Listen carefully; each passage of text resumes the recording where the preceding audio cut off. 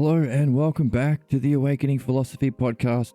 My name is Jed and we are exploring the logos together. That's what we're doing.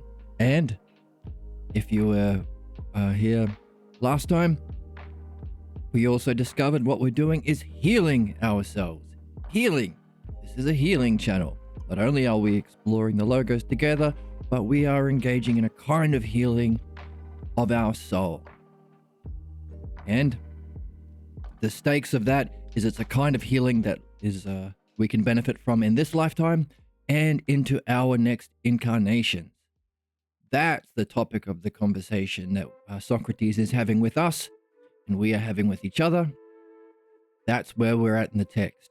Now, not only that, we saw last week we left on a cliffhanger. Can we throw everything about philosophy, our trust in philosophy, our trust in the logos, dianoia or understanding, and the conclusions we make about that which is most important, specifically the nature of our soul, the immortality of the soul, the nature of reincarnation? Can all that be thrown to the wind? Does that scatter? As one might think the soul scatters after our death. Because Socrates made some convincing arguments about the immortality of the soul and the necessity for philosophy, for the virtues, to do this at all times, with all of our being, in whatever we do. And it was convincing, but he was triple teamed with 3 different objections that kind of resonates with us because that's kind of how we think about the soul. At least it was how the people at the time thought about the soul. The kind of mythology and analogies used to describe what is the nature of the soul, what is the afterlife, what is the nature of the death, that were used in the counter argument. So kind of feels true.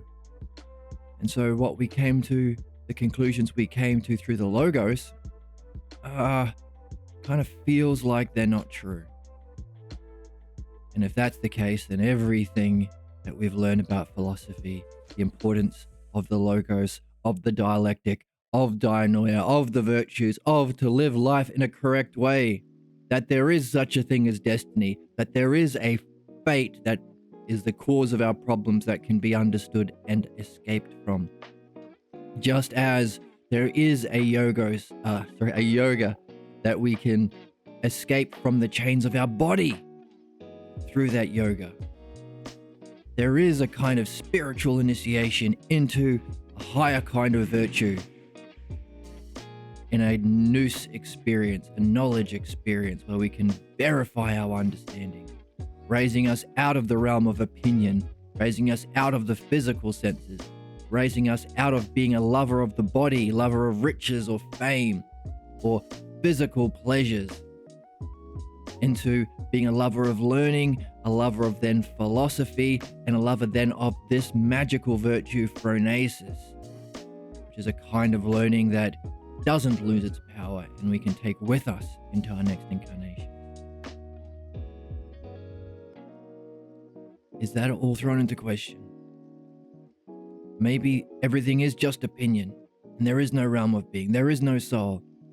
We should all be fighting and killing each other because there is no paradigm for what makes something true. It's just opinion. Might makes right. Isn't that what we are left with when we remove the paradigm, dialectic? We remove being, the eternal nature of that paradigm. We remove logos, our way of reaching that paradigm. We remove nous, knowledge, the way of experiencing it for ourselves. We remove the virtues and phronesis, the way of integrating that understanding and knowledge into our being. Isn't all we're left with opinions and fighting and debate? Us versus them, capitalism, war, tyranny, conservative versus progressive, even those usually are just masks for tyranny or capitalism.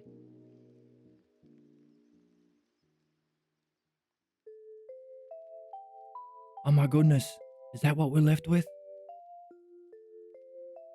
We lose our ability to understand the true nature of what compels people to politics, to what compels people to play out their tyranny, the shadow of the dialectic, vice, as Socrates is calling it. We lose our way of understanding the true nature of conservative, to hold on to our deeply held prejudices about what is true, based on our physical senses growing up, our traditions, and how that had an evolutionary benefit. Inside cave good, outside cave others bad, and how that's used to create fear, to get people to act against their own interests. Likewise, progressives aren't progressives unless they're following the paradigm of progressing. That's the dialectic. Therefore, we have a standard to hold both parties. Of course, it's insane that there are two. Not much of a choice, is it, if we're interested in choices? But if we're interested in truth, it shouldn't be a choice. It should just be the truth. And therefore, we'd have a standard for what would be healthy, not just purifying ourselves from our sickness, but perfecting ourselves in our excellence. Purification and perfection, the big two that Socrates has been talking about, applied not only to our world, but to our souls. We lose all that. What are we left with? Well, all of the kinds of ways of thinking, if philosophy, being logos, doesn't exist. So if we did a dialectic on any of those ideas, all of those ideas, the paradigm of the dialectic, we'd have side A, what if it exists? And all those good things we mentioned, understanding, purification, helping, development, beneficial relationships with people, art, true art.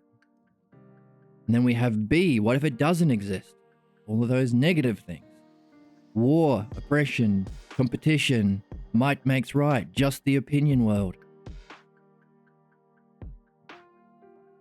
No actual truth, no way of unifying everybody in a common, true understanding. No way of verifying understanding in experience of being. What if philosophy logos doesn't exist? In fact, we could say everything in side B, that side B essay of our dialectic, are negatives. They're all terrible things. Of course, we're playing out the implications in our world now because we're on a quest to reintroduce philosophy, reawaken philosophy.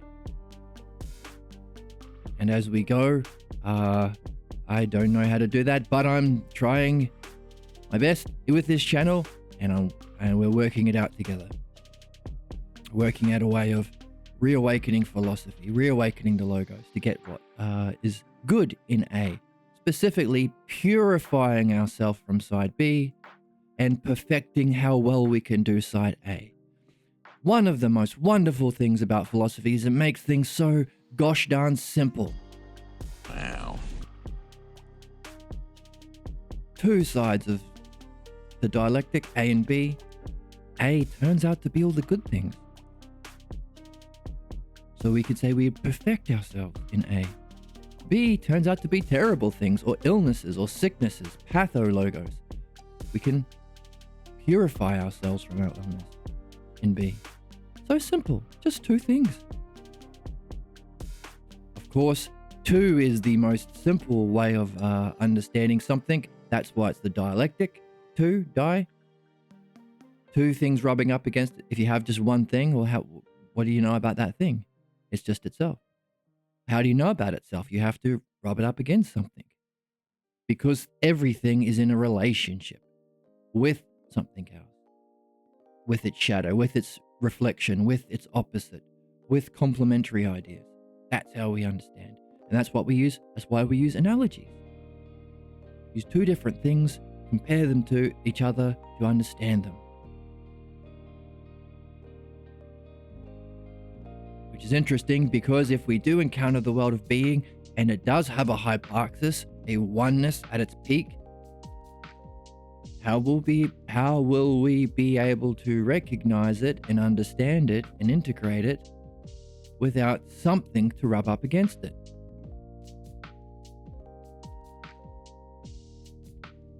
Aren't there countless stories of people who have had a divine light of pure being experience, or a near-death experience, or a meditation or drug-induced experience?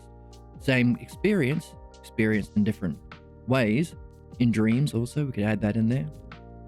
Breath work, throw that in there as well. But they don't understand it. They walk away more entrenched in their false beliefs sometimes, or they dismiss it. Experience doesn't mean you've understood it.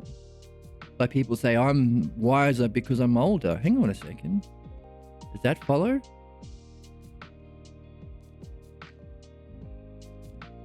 I have a lot of old uncles who are stupid. Just because they've had more experiences doesn't make them wiser.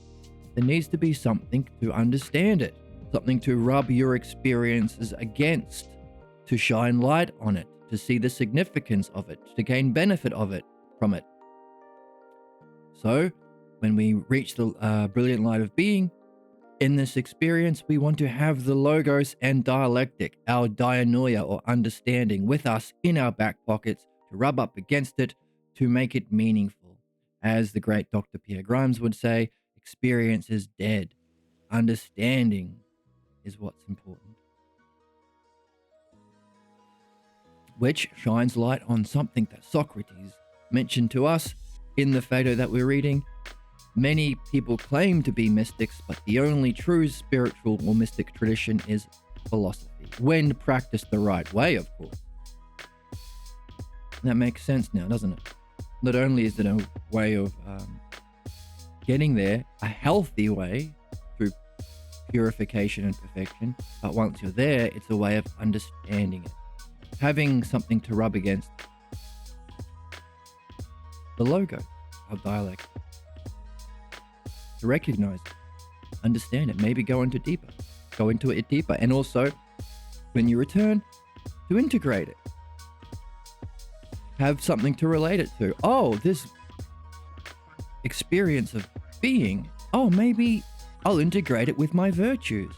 This is what I'm understanding in wisdom. This is what I hold on to as true in courage. This is what I desire with temperance. Interesting. This is the paradigm that I've been understanding all this time in this read-along podcast channel.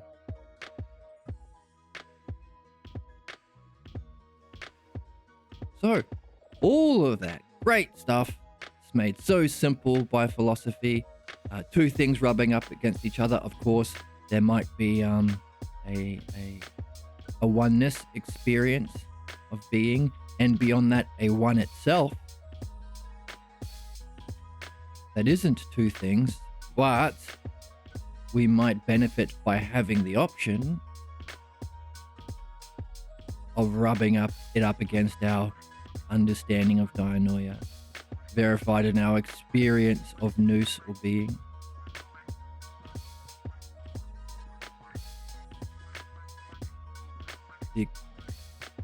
Again, a Dr. Pierre Grimes quote, people who reach the nirvana stage might mistake it for emptiness. So a state of being or clarity beyond even the brilliant light of pure being, nirvana in Buddhism.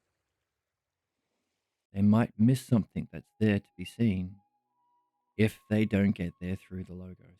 So now we're seeing why. So we start with a kind of a trust, an open-minded trust in the logos, and we reflect on it with our experiences. We make connections to see how and why these things must be so. So we need the clues or the information to start with, and then we have to solve the puzzle. So being a philosopher is like being Sherlock Holmes. But if we can throw it all into doubt, We can dismiss the logos. Oh no, we have nothing to apply our attention to. It's all just nothingness. It's all random. It's all illusion, or it's all just physical things. There's no meaning. Hey, anything is anything. Just vote for whatever you want. Surely there's not a way of solving problems. Just this world is pointless. We're all black-pilled. Not only that, not only information, but the way of reasoning about the information, the Sherlock Holmes part of it, the solving of the puzzles. You could throw that into doubt. Our use of the logos. Not only that, you could throw in what you're making conclusions about. Being. There is no being. Throw that into doubt. And of course, the person doing the whole thing, you. Well, if you were fooled before, maybe you can't trust yourself. Of course, you would say, well, can you trust your distrust of yourself? So you might as well be open to the logos. But if you don't ask that question, you could doubt, oh, well, maybe if I was mistaken, then how do I know I'm not mistaken again? The self, reality, the information from the text, which is why this is a reading channel, not an opinions podcast, and our way of reasoning about it. You could throw all of that into question. And you're left with only side B. Only what follows if philosophy or being or logos or meaning self doesn't exist. Exist, of course, being the word that we are at doing a dialectic on ourselves. Eternal existence, pure existence, unified existence, the hyparxis of being. That's what we say when we talk about philosophy existing.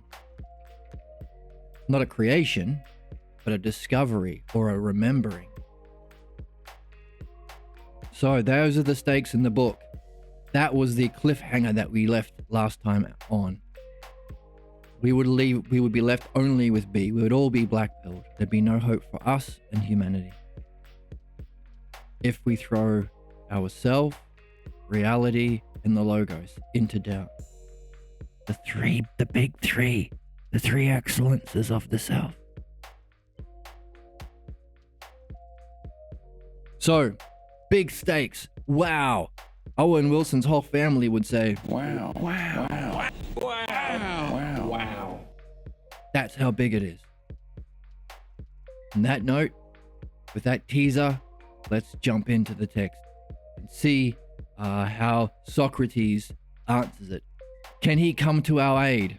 Hey, if this is what's needed for all of humanity and for our souls and our incarnations, then we need a real hero. All through this channel, we've been talking about how the paradigm of the hero's journey in movies and literature, the paradigm of the hero in the video game quest, are all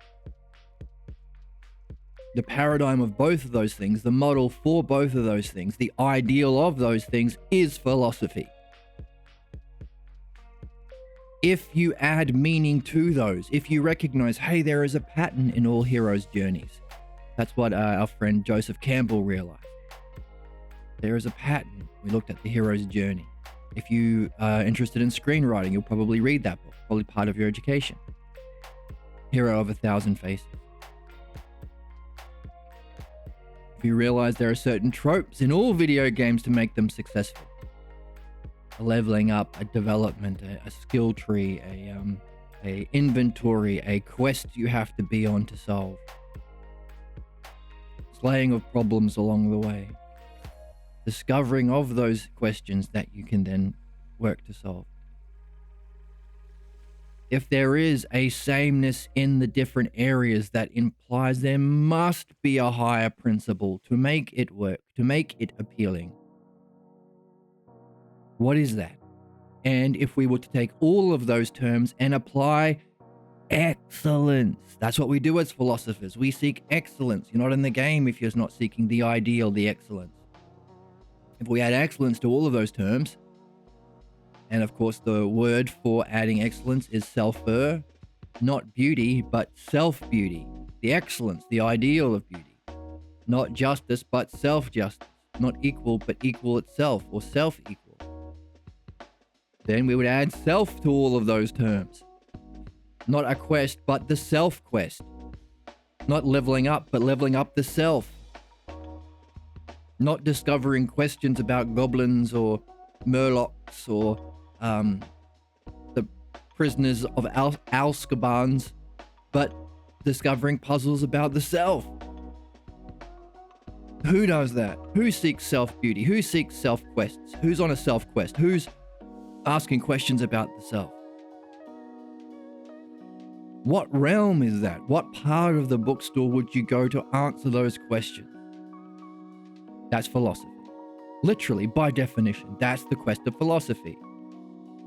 You could say, well, it's not philosophy the way they taught it at school. Exactly. That's the problem. You could also say, well, some spiritual traditions, I mean, they don't usually talk about the self. They talk about God. Or some of them just talk about enlightenment, but it's similar.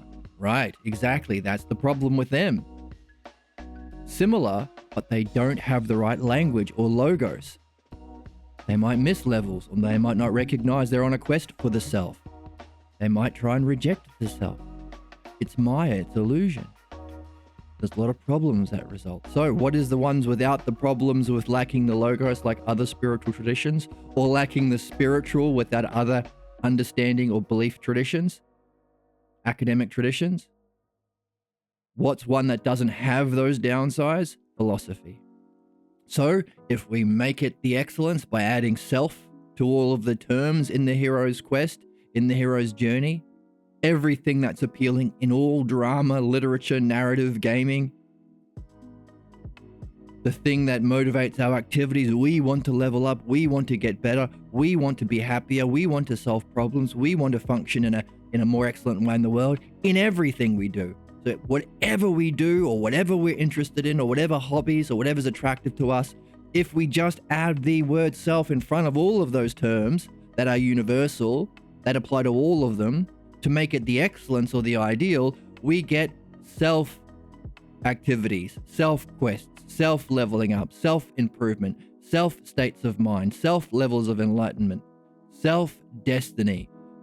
That, the name for the study of that, is philosophy. Therefore, we can realize, holy moly, holy wow.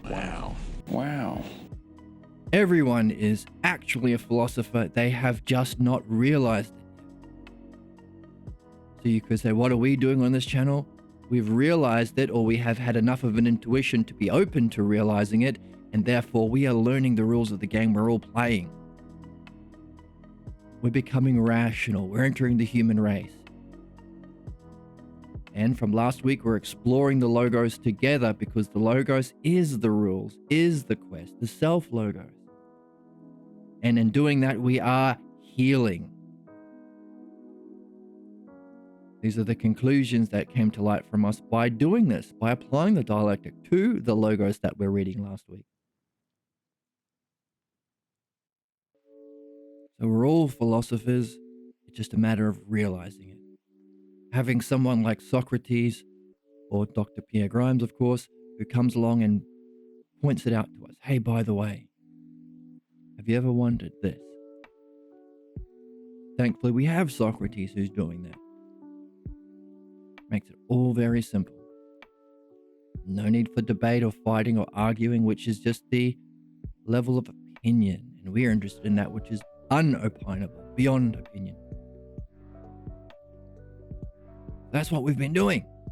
And as such, if the true, we can make a conclusion therefore about what the true hero is. We talked about the last action hero. Well, what's the ultimate action hero we talked about? There's a movie called The Last Action Hero with Arnold Schwarzenegger. I watched it when I was little. But what would be the last action hero? What would be the last needed? The paradigm. What is the paradigm? What is the archetype? Well, that would be the true hero. And what would the true hero save us from? A particular enemy? A particular illness? Cure cancer? A particular enemy? Get rid of this tyrant? Or a particular purification from a problem? Or a particular perfection? Help us get better healthcare? Help us get better, I don't know, quality of water if there is an evil villain poisoning the lake. Usually it's something like that. It's particular. And in philosophy, we raise from the particulars to the universal, to the hyparxis, to the anagogic is the upward movement. Hyparxis is where it all comes together in the one. We want the one. What if there was a hero who didn't just solve particular problems, purification, didn't just help in particular puzzles, perfection, but gave us what we need for all of them? So if you could maybe stop one capitalist from poisoning one lake, but as we see right this moment, the moment of recording, there are thousands, if not hundreds or tens of thousands of capitalists poisoning lakes all over the world. It's systemic, so we're not addressing the cause. How would you solve all lake poisoning? Equally with cancer, instead of curing one illness, why not address the cause of illness? Provide what we need to understand the cause of our physical illness and heal our soul. That's a bit of a leap to see the connection between physical illnesses and our soul, but that's maybe we'll get into that later on. But of course, cancer often is caused by carcinogens put into our food or air or water by tyrants or capitalists or people acting out their problems. People in power with power to do what? Act out their problems because they're missing philosophy, which gives the way of purifying ourselves from our problems. So instead of addressing particulars, why not have an action hero who can solve all problems or give us what we need to get to the cause of problems? Solve the cause of problems to create a world where we can understand how to purify problems. It's not just band-aids upon band-aids until the world dies. That would be the archetypal hero. Give us what we need to solve all problems, to reach all excellences, purification and perfection of our souls, because we are all souls acting out the implications of what our souls believe to be true, good, just, real. Of course, Socrates pointed that out in the text we're reading. The problem with pleasures and pains is you think it's the most real and clear, and therefore we call that addiction, of course. You feel entitled to act out with righteousness. Hey, if being rich is the most real, then I am justified in screwing over the world to make myself billions. This is the problem. And when nailing, Socrates says, what that ends up doing is not only causing harm, but nailing your soul to the body, harming your soul. And it's going to affect your incarnations. So, what would be, if philosophy is the ideal of the hero's journey, what would the ideal hero do? What would that drama look like? Well, we talked about, if there's a paradigm, we call that the dialectic, that is populated by the logos, the self-logos terms, directed towards self-being, and we call that dianoia.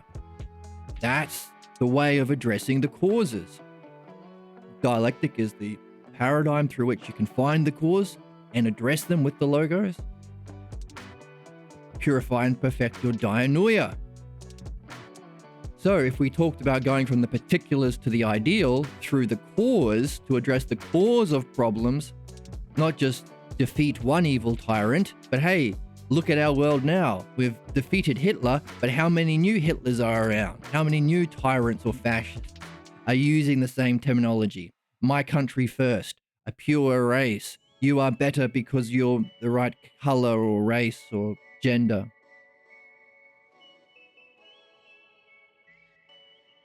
Hate and fear and not understanding and unity. There are many, many, many of them around. So we have not yet addressed the cause. And so what is it that will allow us to address the cause and be rational?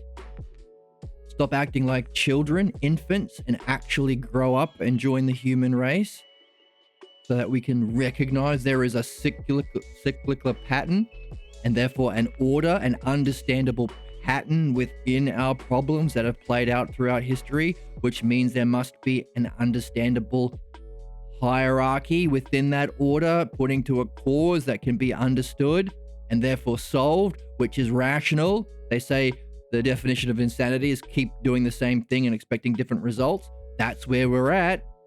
So if we want to go from insanity to rationality, what do we need? The logos.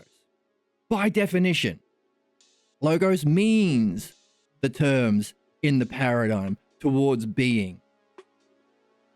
Means implies the dialectic in its meaning. That is the hierarchical ordered arrangement of causes.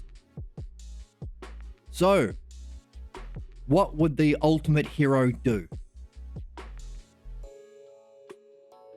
Would he save one lake? Would he save one teen rec center for the skateboarding kids of the movie?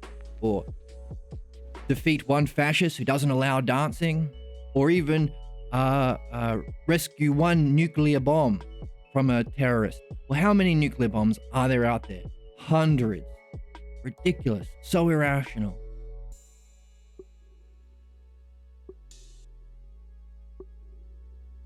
So it wouldn't be about a particular bomb or rec center or poison lake. It would be about the thing that could address the cause, all of them. The thing the hero would therefore have to save or rescue in this movie would be the logos. The thing that can address all problems with war and armament, all problems with poisoned lakes, all problems with banning dance and expression, all problems with shutting down the rec center to build a new, I don't know, factory or bank, however those movies go. The true hero, the ultimate hero, would be rescuing the logos in this movie. Therefore, you have to provide a narrative in which the logos was under threat. The thing that can rescue our souls and humanity. The thing that can purify our individual problems and all problems. The things that can perfect our souls in this life and through our next lives and incarnations. And the thing that can perfect humanity through its evolution. That thing, that's the holy grail of this movie. That needs to be rescued. That's the stakes. That's the conditions for the greatest hero to emerge. And that's where we are in the Phaedo.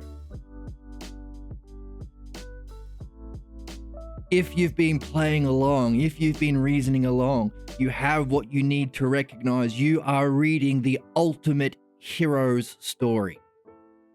The archetype. The greatest story ever told, or the greatest drama, or the greatest, hero's tale. You won't recognize it unless you're playing along.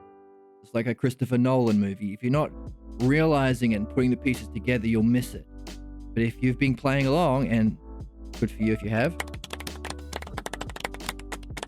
you recognize that where we are in the text is right there, the stakes.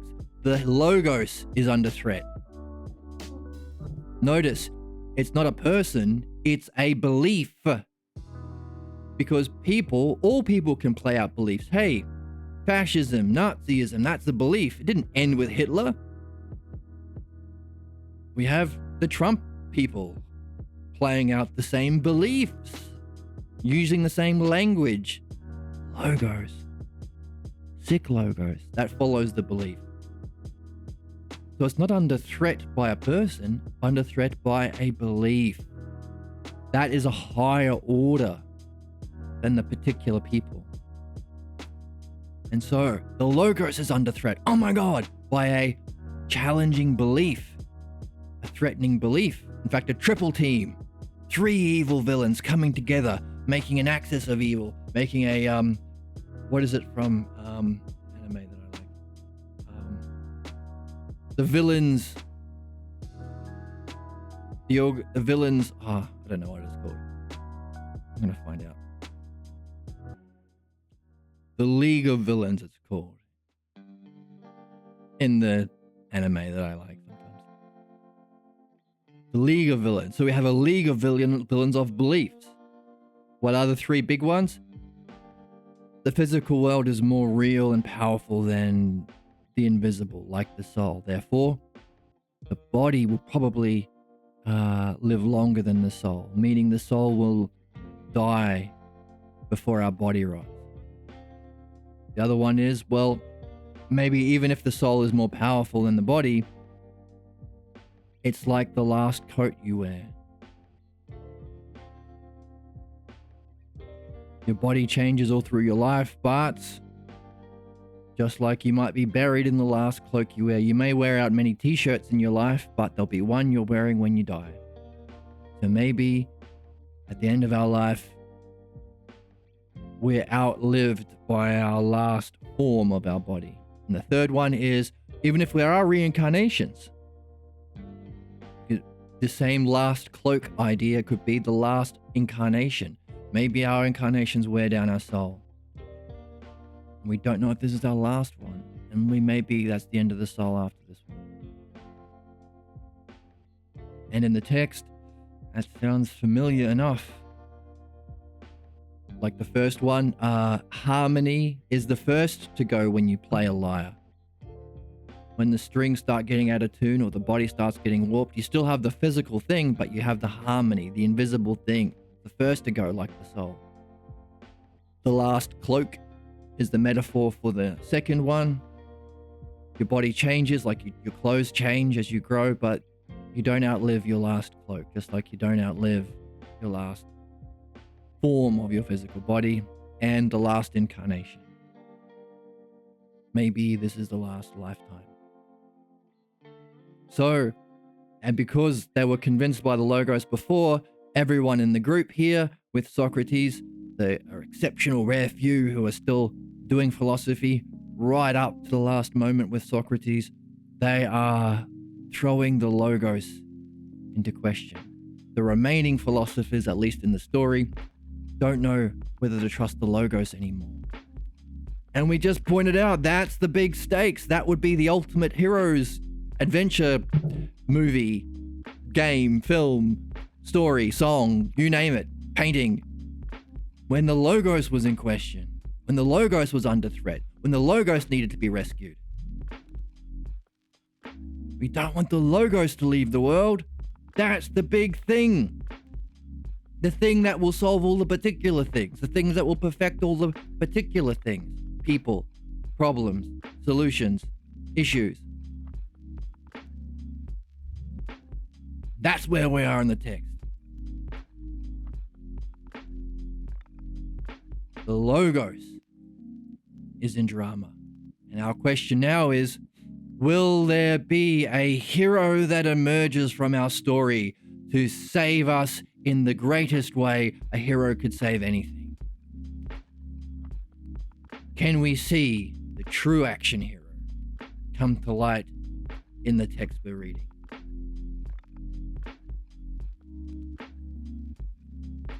With that question in mind, let's jump into the text and explore the Logos together and find out.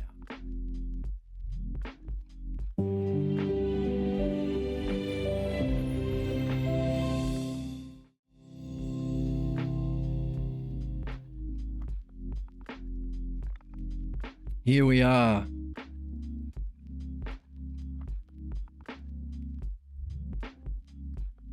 So let's recover where we are in the text. 88C, page 52 in the text. You can find a link below. Then upon hearing, says Phaedo, our narrator, upon hearing what they themselves had said about this triple team, the League of Villains, they were all thoroughly distressed, as we told each other afterwards. For having been quite convinced by the previous Logos, they seemed to confuse us again and throw us into distrust. Logos can confuse us. not only of the logos, distrusting the logos, there's our stakes. Not only of the logos that had been said before, but of what was going to be said later on. The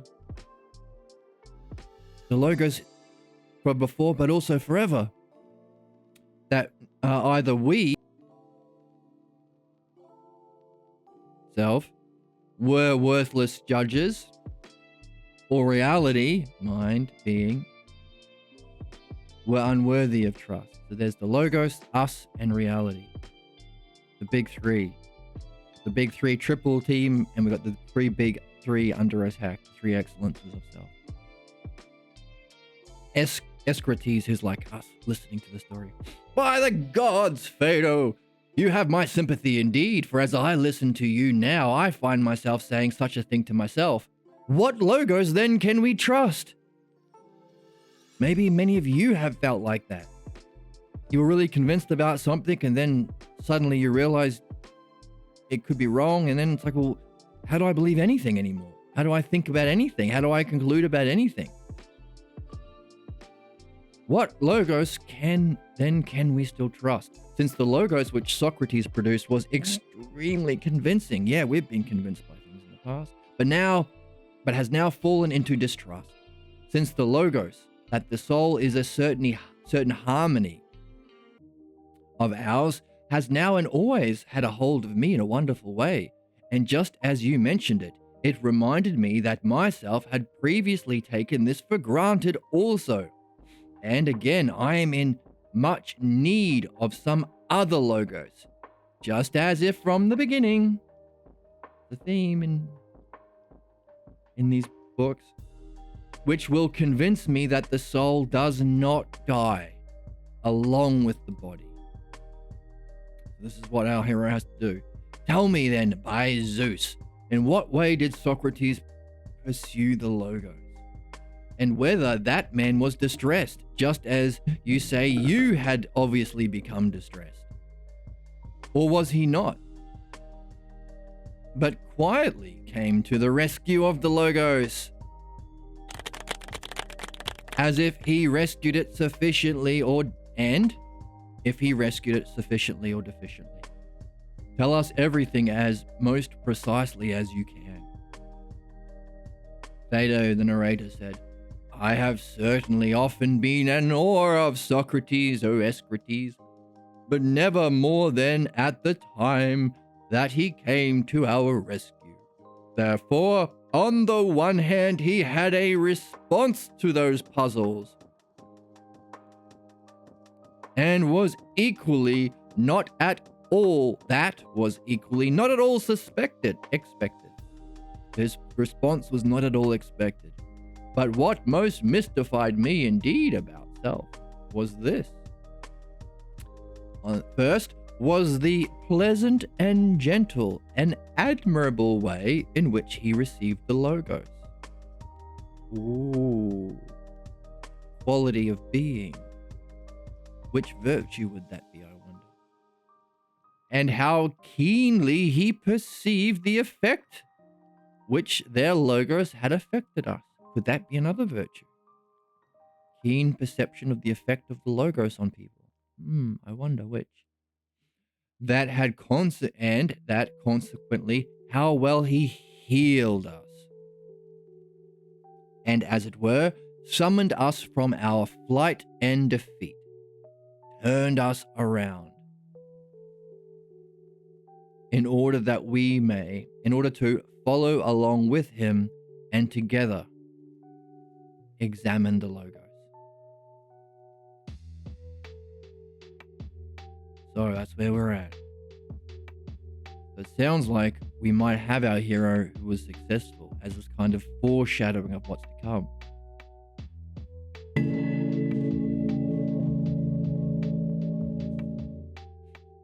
Let's see. How did he do this then? I will tell you, for I happen to be sitting on the right of self by the couch, upon a low seat. Of course, there's going to be a significance to that. So there's some puzzles we can add to our question sack to the right. but a low seat. So there's hierarchy and there's right and left. What's that about? Good question. Take it with us. So that he was sitting much higher than I, and he was then rubbing my head. Oh my goodness. He was then rubbing my head and bringing together the hair on the back of my neck. For he so happened to be in the habit of playing with my hair. Yes, kind of endearing. The action hero tousling the hair of the young, confused, maybe successor of philosophy after Socrates goes. So, talking about the League of Villains, that could be All Might tousling the hair of a confused young Midoriya. I don't know, it's just one of them. That could be, Gandalf tousling the hair of a young, Frodo. Or Yoda would have to somehow climb a ladder to tousle the hair of Luke Skywalker. I mean, it's an interesting image, right? Kind of archetypal in a sense. And, but also human. It's a human gesture as well. Rubbing my head and bringing together the hair on the back of my neck, playing with my hair.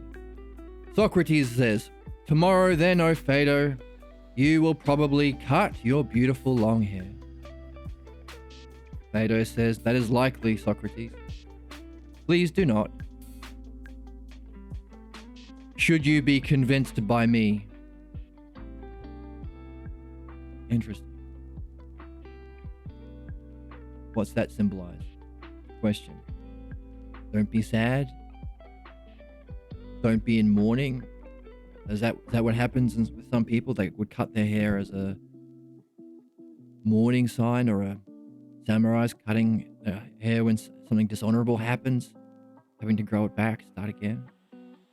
"What should I do then, Socrates?" says Phaedo. "Today I shall cut mine and you yours, if perchance the Logos indeed dies for us." There we go. There's our symbol, what it means. Cut our hair. And we are unable to revive self. So, highlighting the stakes. If the Logos dies, that's the story. That's the action film. And we are unable to revive self. This is our quest. This is the quest right now. Can we revive the Logos? That which is desperately needed for ourselves and our world and our human race. And it seems to me at least that if I were you, and should the Logos escape us, I would take an oath, just as the Argives do, to not let my hair grow before I took arms again, and until I vanquish the Logos of Simius and Cebes. So even here, he's using a language. Interesting, we've been using this as a metaphor for our understanding. He's using the language of an action film. Vanquish the Logos of the axis of evil, of the League of Villains. So, if the Logos should escape us, take an oath just as the Avengers do. Alright? It's not the Avengers, but it kind of looks like Avengers, right? The Argives are Avengers. A-R-V. In fact, A-V-E-N-G-E-R is almost an anagram for Avengers. Almost. There's a V, there's an E, S. I isn't an Avengers. Missing an N. If that I was an N, maybe it could be an anagram for Avengers. So the equivalent in modern day, Thor did not shave his beard until he defeated Thanos or something like that. in the Avengers story, the modern mythology. So we have exactly what we need in our society with these characters to add the logos, as Socrates says he's going to do with the popular myths of his time, the Aesop's fables. We take the Argives and make them the Avengers. We take the not letting hair grow and change it to not letting Thor shave his beard. That we take the Thanos and Loki and change it to Simius and Cebes. We change the Gauntlet of the Infinity Rings to the Logos. We can't let the Logos escape us. We have to rescue the Logos. So we'll have the parallels. We just need to add the Logos. The very thing that we have to rescue. How can we add the Logos to our mythology if we don't have the Logos? If it has died? If the Logos dies with us, take on the fight. Take up arms again. And that's what we're doing together on this channel. The more we see this, the more we recognize this, the more we benefit from this, the more we can see this is what we should be fighting for. Now, of course, in metaphorical fighting, you don't punch the Logos into somebody's understanding. It's the opposite. It's through reason, through sharing conversation. It's creating the conditions to keep the conversation rolling. Don't shut people up. Don't exclude them. Don't vilify them. These are all get out of the cave. My cave safe, outside cave unsafe. This is the barbarian way of thinking. It's the opposite of that. Not the shadow of the Logos, but the Logos. Invite, dialectic, encourage current conversation. Get rid of exploitation so we can be free to do philosophy. Have a rational, sustainable planet. In one of the many ways you can do that.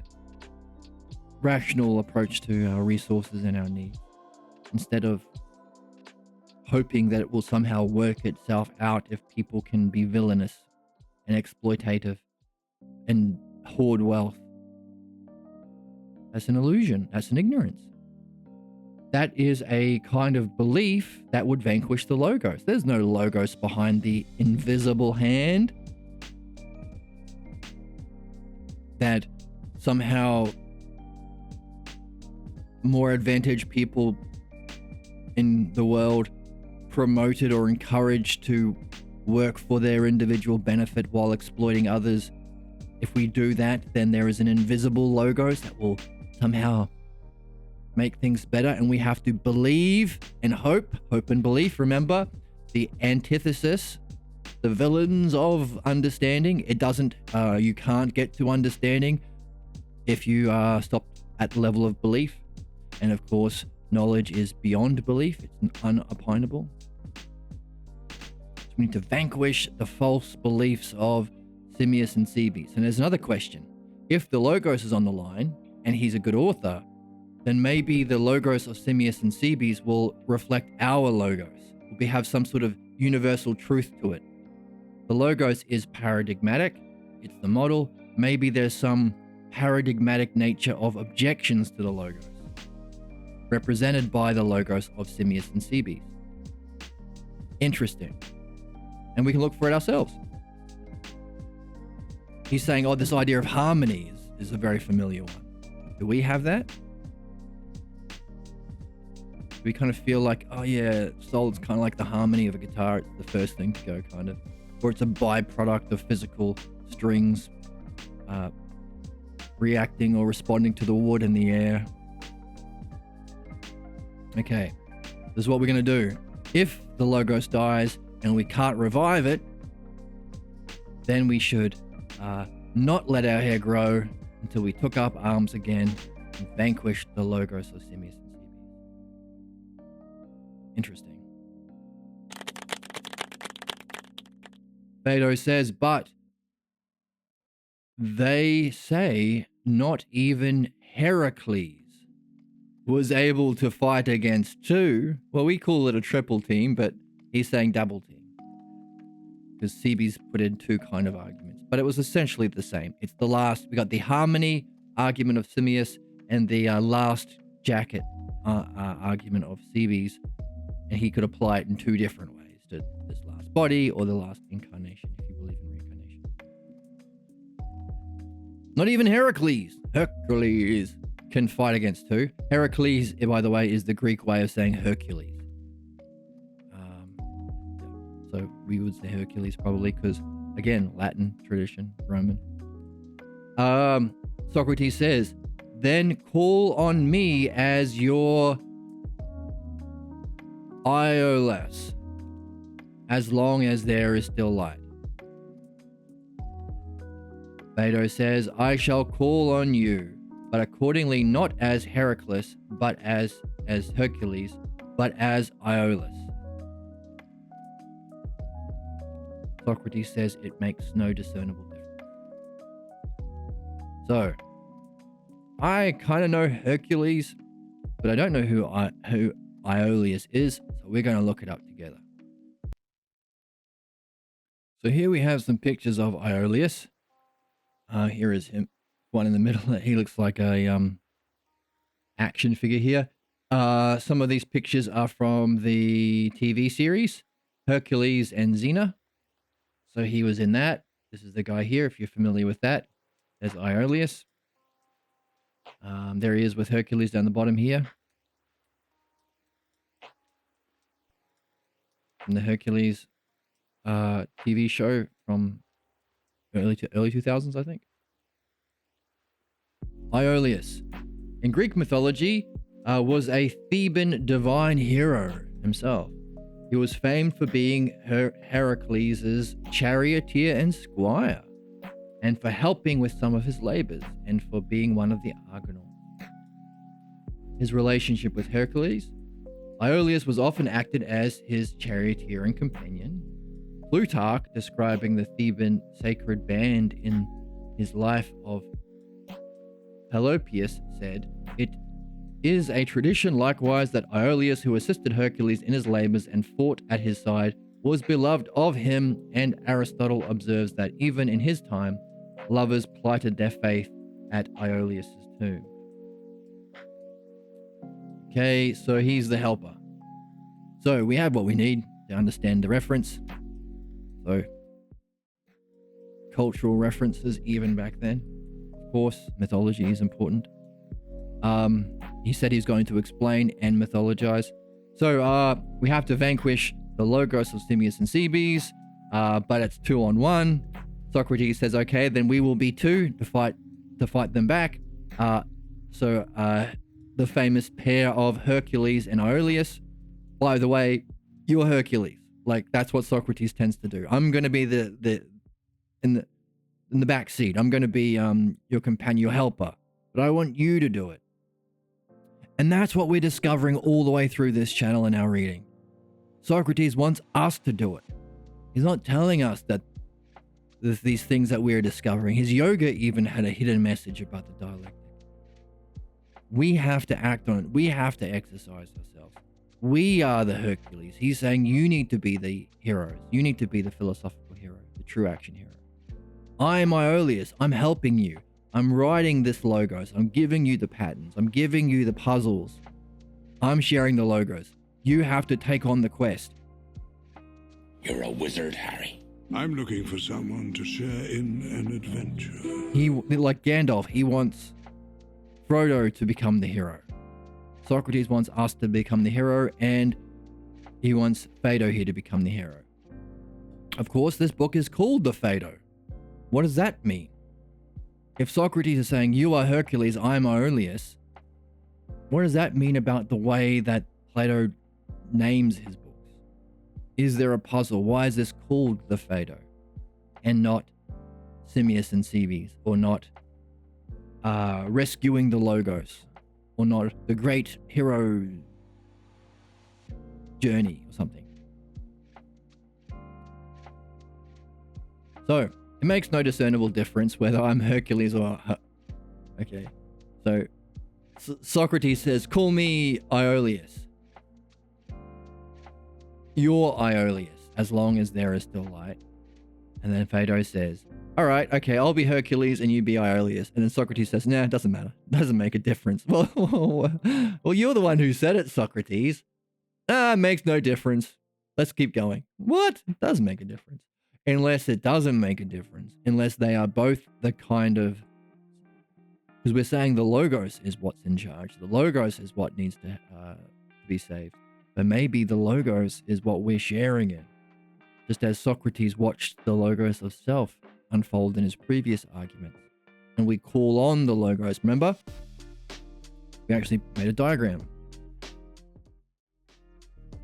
We talked about the Logos. The way we've been talking about the Logos, of course, we started this whole thing by pointing out we want to use a language that doesn't reflect the physical, taking apart. So we're not participating in the Logos on this channel, but maybe sharing it. Question mark. Not sure. The puzzle. And it's fun to take in a puzzle when you read. A good way of reading. Have a puzzle with you. Make it your own. Look for something. Solve a puzzle. Solve a question. We look at the Logos from self. That's one thing we've seen. Watching the Logos. We can call in the Logos. He said, hey, double team me, sea beast. Give us time to call in the Logos. We pursue the Logos. We receive the Logos. And of course, we want to trust the Logos. It's this distrust of the Logos. And of course, all these things follow that we're saving here.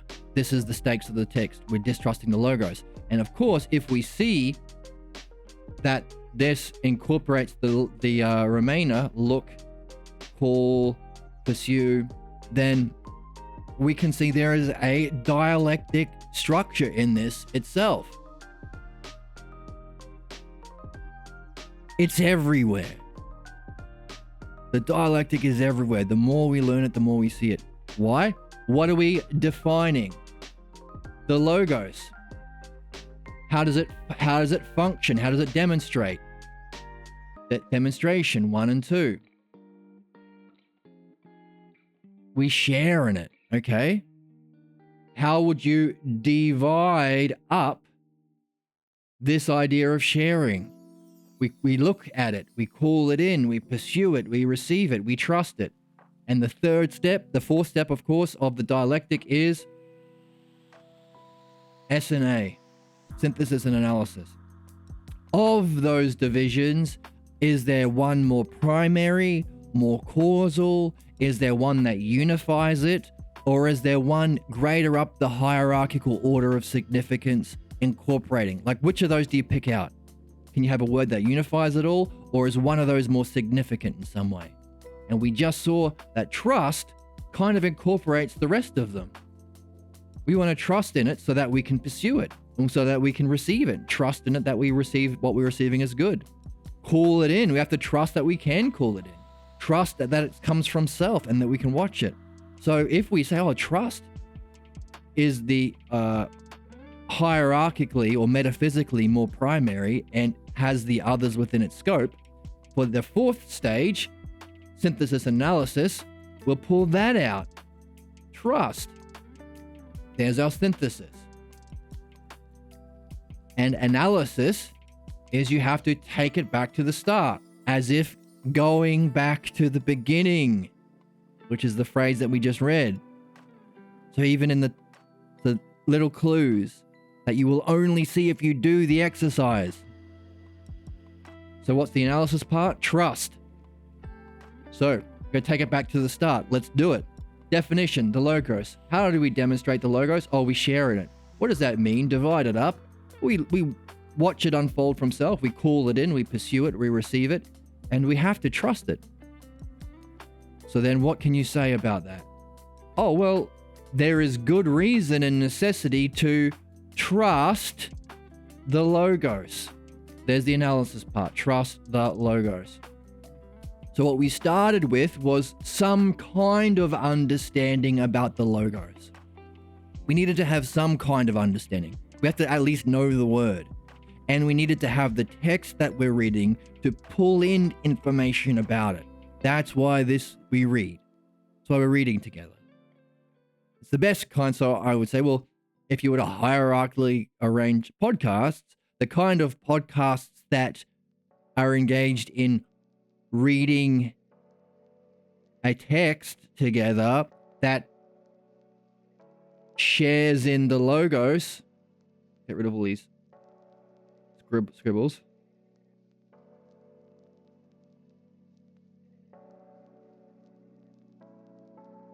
Reading a text together that the text shares in the logos so that we can pursue and receive the logos.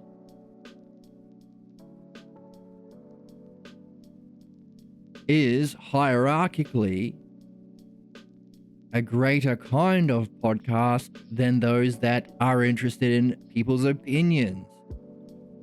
Opinions about politics or movies or pop culture or famous people or riches and fame, things of the body. So if we were to create a division step of a podcast, of all the different podcasts, we'd have our podcast and we'd say, oh, this might be hierarchically more significant for this reason. Equally so, in this dialectic, we start with an understanding about the logos that we get from reading this text, from having questions as we read.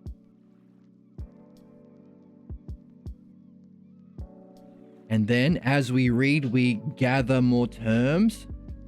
These are all just from the last few pages we've read. We apply it in this structure so that when we go from division to step 4, synthesis analysis, we realize, oh, this, for me, at least the way I'm understanding it, trust seems to incorporate the rest. So therefore, we'll pull this term out as a way of unifying all of them. Or as unifies it, has a scope over all of them. Trust, and then we have to apply it to the start. That's the analysis part, synthesis and analysis. Trust in the logos. Therefore, we started with some understanding about the logos, why it's important, why we're reading, why it's that kind of a podcast. But now, having gone through the dialectic, we see what we saw originally in a new way. Something new has come to light. We've upgraded our seeing. We started with something, but now we're better. We've improved. We've made ourselves better. Not just in our seeing and understanding, but what was our conclusion? We have reason to trust in the logos. We should trust in the logos. Now we can do that. We can not just improve our definition, our understanding of the logos.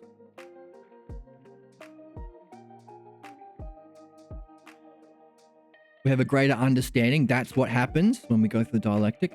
But we can ourselves demonstrate it. We can live our life with a greater trust in the logos from step 4 by having gone through this. So we ourselves, like we just did one without even realizing it. It was there. But having been practicing all the way through this podcast series, been practicing doing dialectics as we go, we have done this. But hang on a second. Let's reflect back on what we just did. Oh, that looks like definition. That looks like a demonstration. That looks like a division. Therefore, we can finish the game, solve. So we've discovered a question. What's the question? The question is, what's step 4? So we've discovered a question, and now we're learning how to not just discover a question, but how to solve the answer. Question and answers. What's that? Dialectic. See, dialectic is everywhere. It's everything. It's the paradigm. So we're seeing more and more how it is in everything. So we discovered a question, and now we find the answer. What's the answer? What is step 4? That's the question. The question is, what is step 4?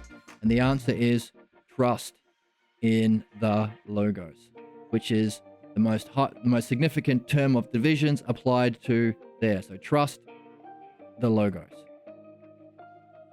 Now, of course, now we have a better definition. We know more about the logos. Not only is it these things that we now understand, we can call in, we can watch from self, we can pursue, we can receive. So we have a greater understanding, but we can demonstrate it because we have seen for ourselves, not through belief, from our own activity, from our own reading, from our own thinking and understanding, dianoia, that we should trust the Logos. So now we can demonstrate it in our life. So we become a living dialectic. Becoming a living dialectic, therefore, if it upgrades both our seeing and our experience, our understanding and state of mind, our definition and demonstration, then therefore being a dialectic would be what it means to improve, or the hero's journey.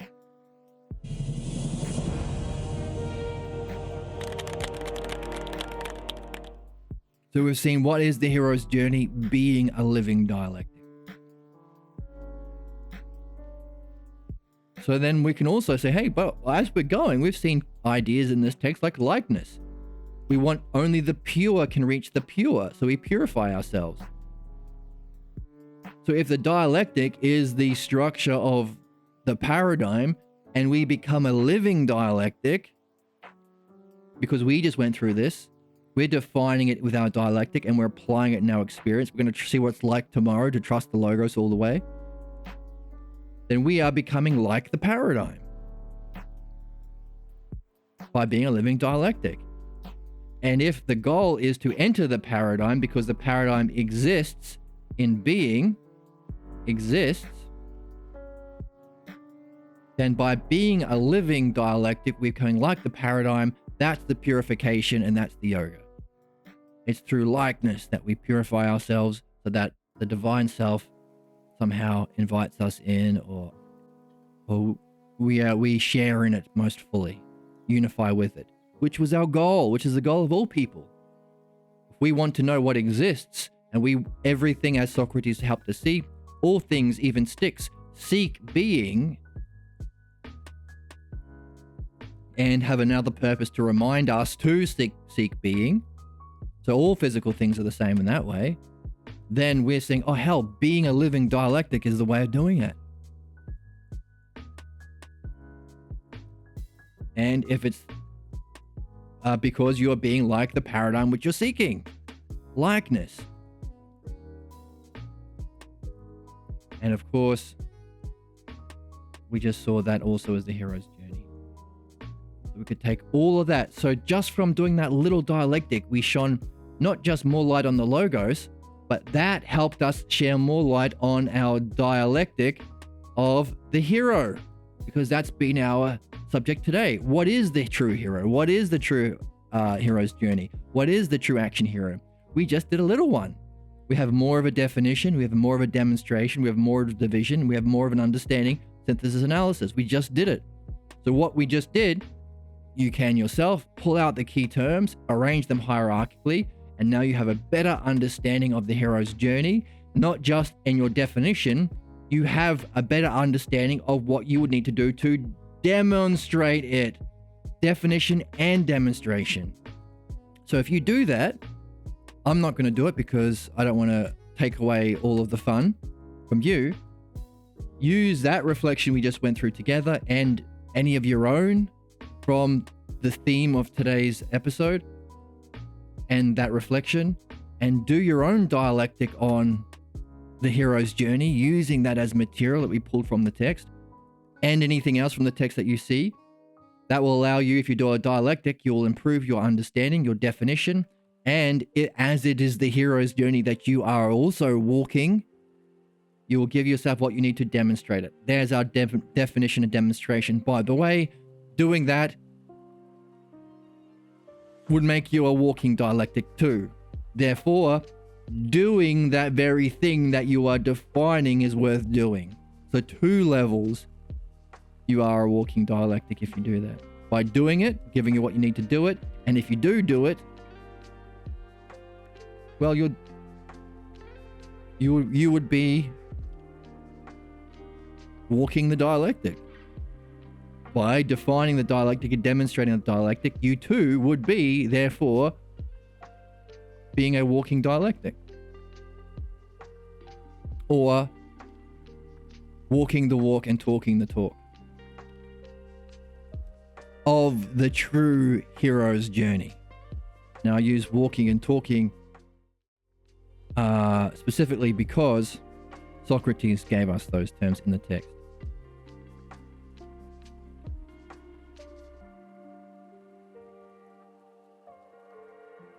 He said earlier, we don't want to be like those who are motivated from fear of losing their property and being poor because they're lovers of riches, fear of dishonor and ill repute because they are desire of honor. But we don't want to be like those two kinds of lovers of the body. We do not want to surrender. We want to practice philosophy in the right way because we're a lover of learning and the logos. And we want to refrain from the desires of the body. Therefore, those who care anything for the soul, this is 82D, only a little bit back. They care nothing from the soul themselves, for they do not live in service of the body. No, sorry, those who do care for the soul do not live in service of the body and do not welcome walking or talking in that kind of a way, but they go in the opposite direction. Therefore, in the opposite direction to the body lovers, that's how we walk the walk and talk the talk, walking and talking, so that we accomplish that deliverance and purification, healing, we can now call it, following wherever philosophy leads, which would require us to trust the logos. Philosophy is leading us on a kind of journey, the walking dialectic, walking the walk and talking the talk. That's why I use that expression, because it's in the text here. Interesting. So,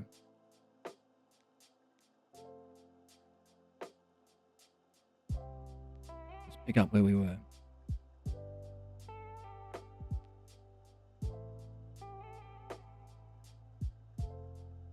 So, who's Heracles? Who's Iolaus? Now, it doesn't matter. The Logos is leading, but we want to save the Logos. Let's keep going. We should take care to guard against a certain mental illness. And a translator called that pathologos. That's something that we've been talking about as the shadow of the Logos, just like the dialectic has its shadow, leading us on a path towards our fate.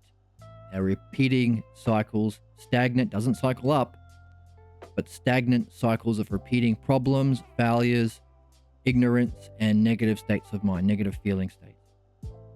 And the vices. So, pathologos. We should take care to guard against a certain mental condition and that we should not be affected by it. Phaedo says, what condition is that? That we should not become haters of logos. These guys are doubting the logos, but don't become a hater of the logos. Do not become hater of the logos. So Socrates seems to be increasing the stakes of our movie. Not just do the remaining philosophers doubt the logos, he says don't even go further and hate the logos. Just as some people become haters of humans. Interesting. For there is no greater defect that one can suffer than to hate any logos. Interesting.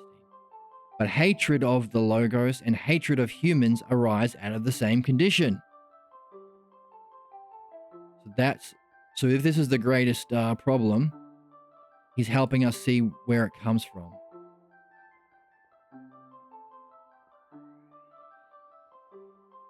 Hatred of the logos and hatred of humans arise out of the same condition.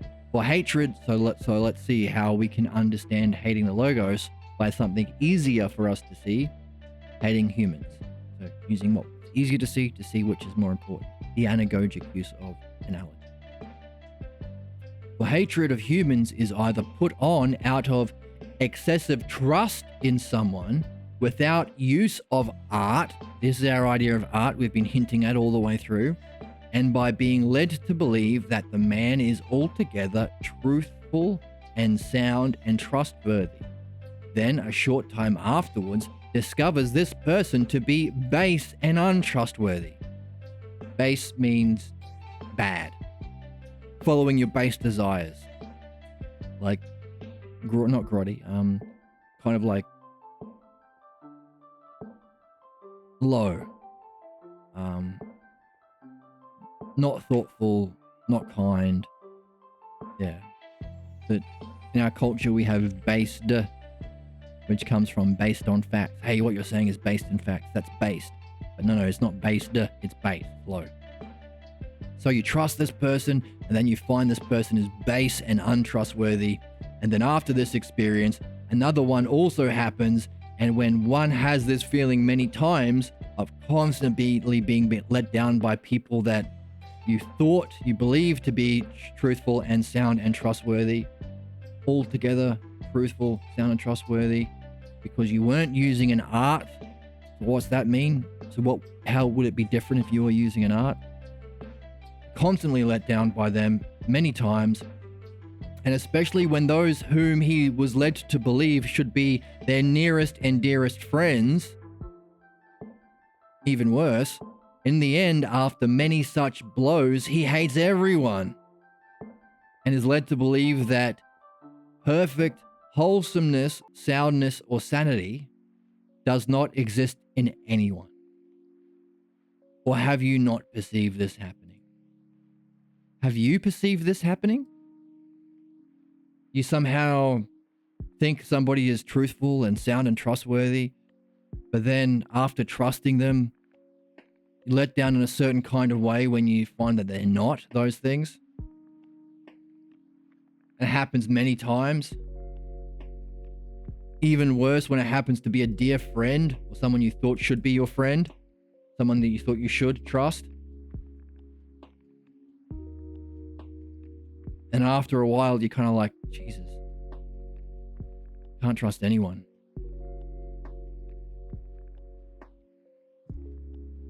People stink. People suck. Black-pilled, we call it.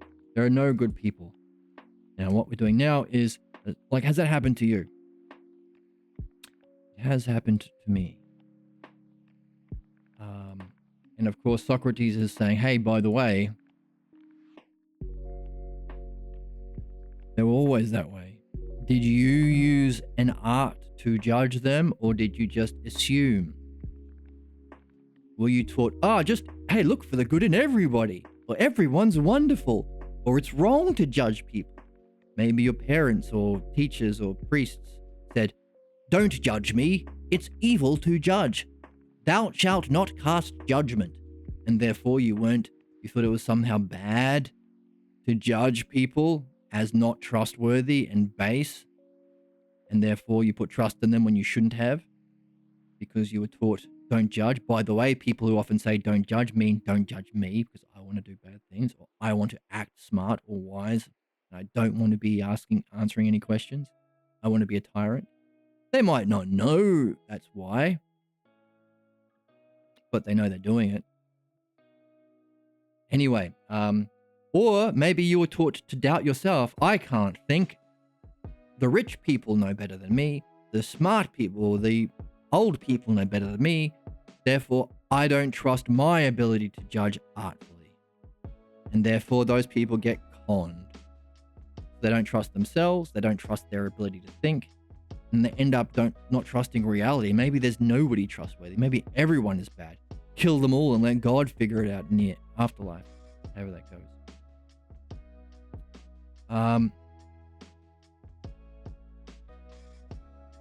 So let's bring up. So we see there are many reasons why you could be not applying the art. Maybe you haven't learnt the art, or maybe you're told not to judge. Either way, does this ring true for you? Now, the word here is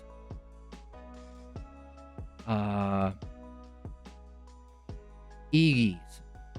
The conclusion from that is to think that the perfect wholesomeness, soundness, sanity does not exist in anyone. So, because there are three different words used to describe one word here, I'm looking up what eugis is. Eugis in Greek means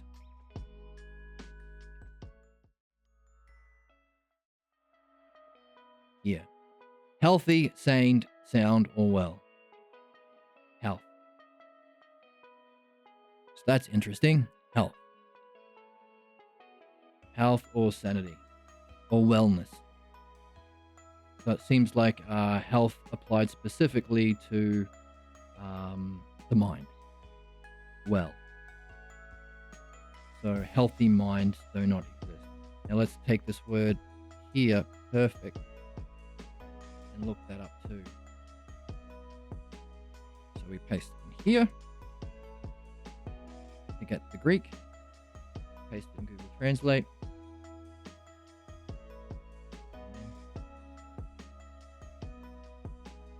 Parapan. We try it here. But often this doesn't work, so we try it because it takes a while to load for whatever reason. Maybe because I'm streaming. Then we paste it in Wiktionary. Check on this one. Hasn't loaded yet. Parapan. Okay. Here. Pantyhose.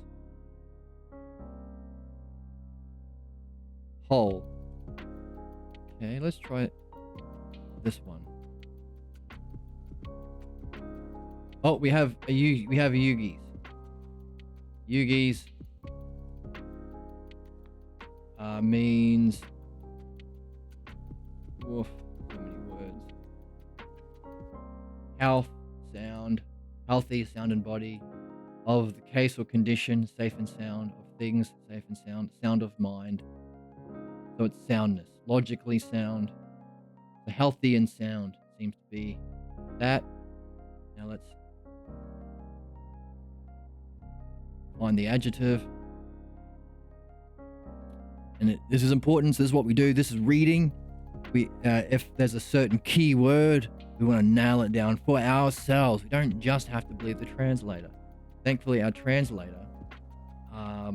helps us out by including both his translation and the Greek. Further, above, higher up, higher kind. Is para, something similar to patapon. Patapan. P-A-R-A-P-A-N. Patapan. Patapan. Patapeno. Yeah. Para and pano. Above. So, para means, from the ancient Greek para, excessive or extra, or besides or contrary to, extra and above.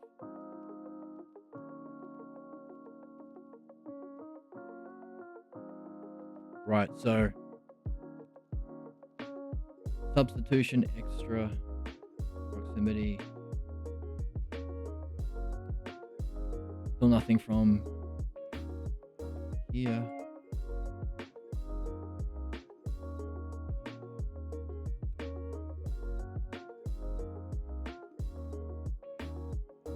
Okay, so extra and above. So para and pano meaning above, giving us don't stop on the second floor, go above. Above or higher up, beyond, further, moreover, excessive. Okay, so it's a really, like that. So it's kind of a superlative, extra and above, a higher up, and there's more to play. So, took a bit of time to nail down this word because we're understanding where hatred of humans and hatred of logos, the biggest crime, the biggest disaster, the biggest stakes in a movie. So he says it's perfect. Okay, extra and above, he's saying perfect. Okay, fair enough. So, but we're going to keep our definitions as well. I mean, he's a great translator, so he's probably got reasons for saying perfect. And of course, extra, beyond is para, and para, I can't see it, so let's Pada pan, and the pan comes from the word above, extra and above. Above, higher up, moreover, beyond, further. Okay, so let's add that.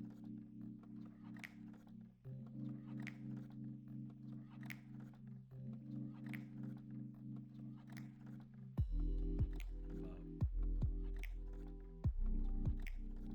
further. Pada. So, perfect or extra and above, wholesomeness or saneness or soundness. So we call that healthy, sound mind. Sanity works, soundness works, wholesomeness, yeah, kind of fits. So, after many blows of being let down by people you thought to be truthful, sound, and trustworthy, but were not, but were actually base and untrustworthy, especially if those were those that you thought should be your dearest friends, you might, after many such blows, hate everyone. And believe, notice it's a belief, that actual perfect health or soundness of the body does not exist in anyone. It's interesting, if we are seeking purification from problems and perfection, then this perfect soundness of mind doesn't exist in anyone. So, hatred of the Logos. So we can see there are a lot of villains who think that. I've been let down by my parents, by my friends. I was bullied. How many animes or start off with, or actually not just animes, how many everythings start off with our hero being bullied by his family and friends or his whole community? Hated or bullied or let down, especially those he thought he should trust, or they're told, like teachers or family you thought were trustworthy. So many. Add them in the comments and in the chat. Naruto, of course. But yeah, heroes and villains, by the way.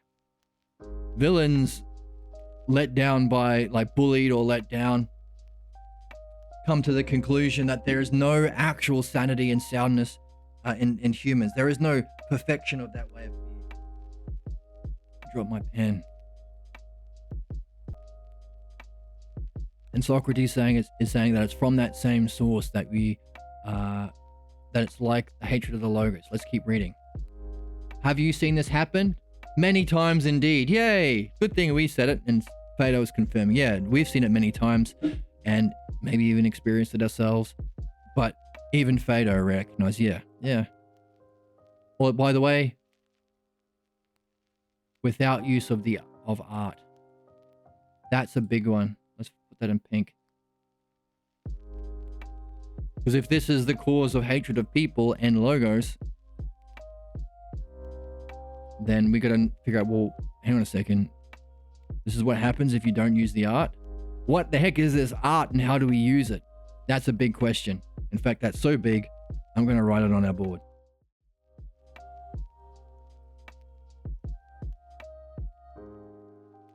Let's give a big question down here.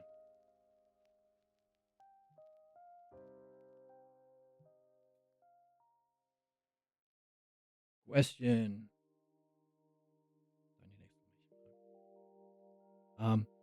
What is art and how do we use it?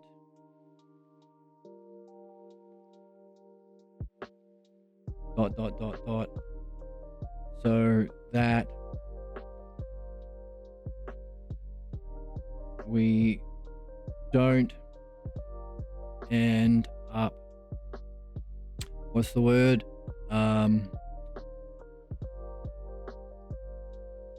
Truthful, sound, and trustworthy. Believing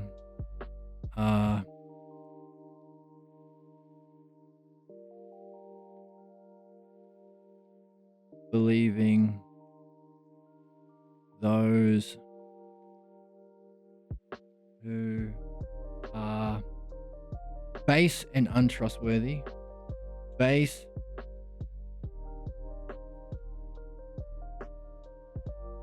and untrustworthy are truthful, sound, and trustworthy.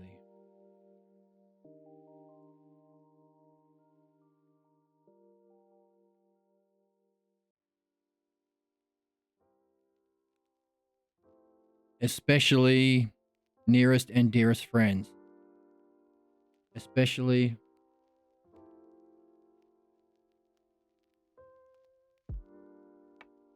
those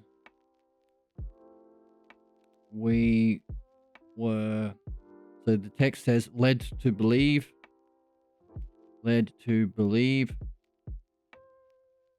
should be our nearest and dearest friends.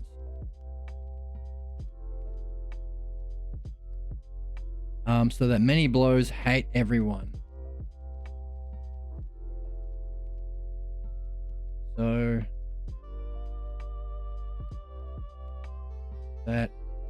we get blows from this. Every time we are let down or betrayed by such people, it's a blow. After many blows.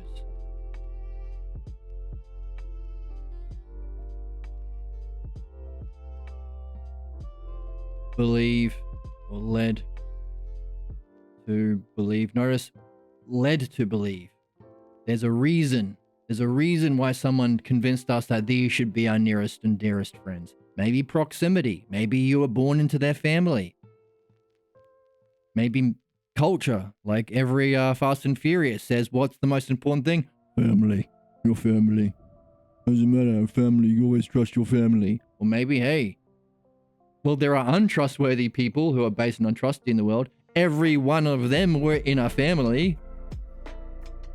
So at least for every single one of them, that you can always trust family message from the Fast and Furious Vin Diesel movies is wrong. So he's setting us up to be suffer many blows, led to believe that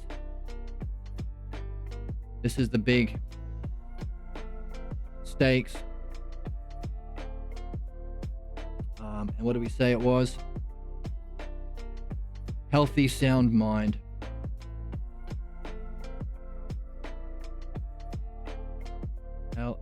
Healthy, Healthy, and sound mind. Oh no, the ideal. Or the above, what was it? Above,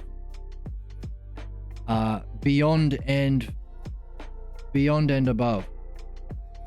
So, let's say ideal or perfect. Healthy,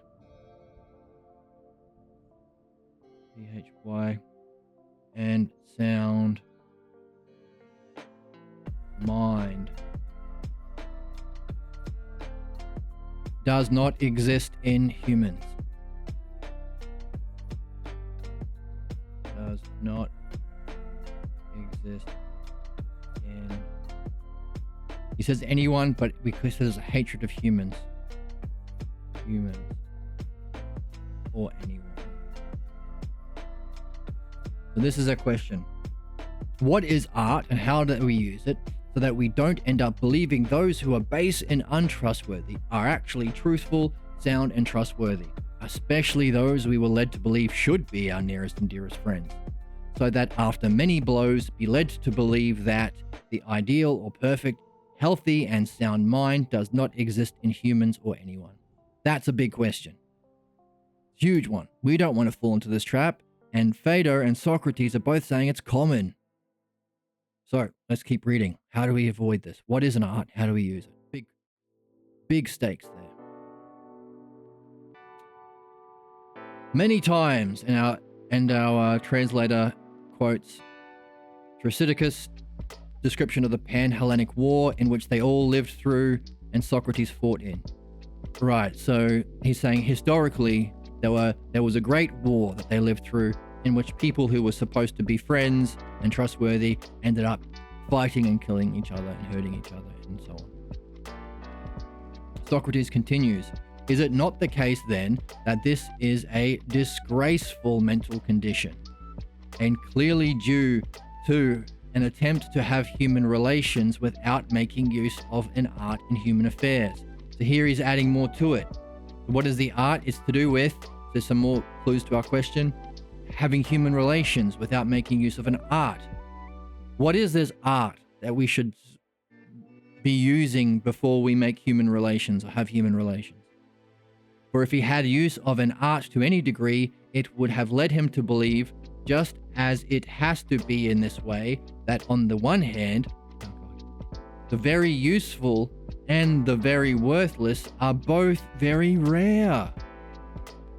This perfect or ideal thing. And on the other hand, the majority are between those extremes. So whatever this art is, it's recognizing, hey, the extremes are very, very rare. Most people you can trust in some ways, but are not in other ways. And of course, we recognize that in our reading. We are all here to perfect and purify. Very rare is the Socrates, but hey, you might not be able to have a Socrates level conversation with your friends, but you can talk about something. Hey, you might not want to trust that certain friend with money, but you can trust him with, I don't know, borrowing your car. People have their problems and their hang-ups, and you have to, so art would be judging where along that scale are they, which and reminds me of the question we've been talking about. Where are you at and where are you stuck? Where are you at? What level of actual trustworthiness or soundness or truthfulness are you at? And where are you stuck? What's the kind of problem? I'm not going to trust you around the cake because you like to eat all of the cake. But I'll let you borrow my car. I'll lend you money. But I won't let you sit by the cake when I'm not in the room, fatty. That kind of thing. So Phaedo keeps going. What do you mean? It is just as with the very short and very tall. So using metaphor to elaborate. Do you think anything is more rare than to find an exceptionally tall or an exceptionally short man? Or even a dog? Huge dog or tiny dog? It's just a tiny dog. It's almost like it's not there. Just a tiny. Or anything else. What? Or again, the extremely swift or slow, or the deformed or the well-formed, or white or black. How many people are actually completely white? How many people are completely black? It's rare. It's always some kind of mix. Just like ugly or how many people are perfectly beautiful? Very, very rare. How many people are somewhere in the middle? Or do you not perceive... All right, so... And the implications of not realizing this. Have you seen people who play that standards? I'm so angry that women are not all perfectly beautiful, and I end up hating women. Could that be a way, kind of understanding one of the problems with that popular internet culture, incel culture? Expecting some extreme level of beauty in women, and then end up hating them because they don't realize that everyone kind of is in the middle. I mean, there are outliers. I know it's a question. Maybe it doesn't apply, but it's interesting. In all those cases, the most extreme at either end are rare and few. But on the other hand, I gotta stop saying that. The abundant and plentiful are in between those. Most certainly. So now we've got some questions saying, hey, by the way, there's art that you can use. So let's add some more clues to our question.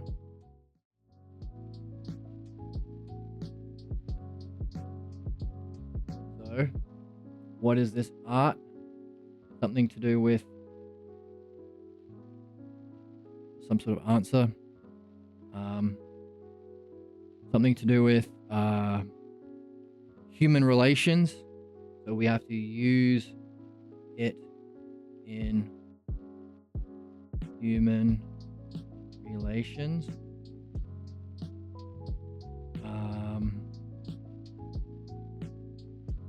So the extremes are rare, majority are between those extremes.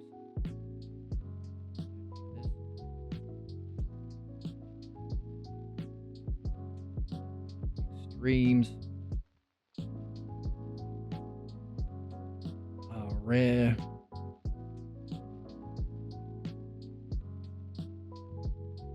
The majority are between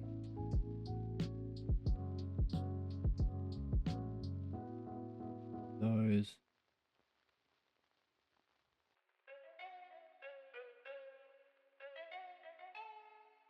extremes.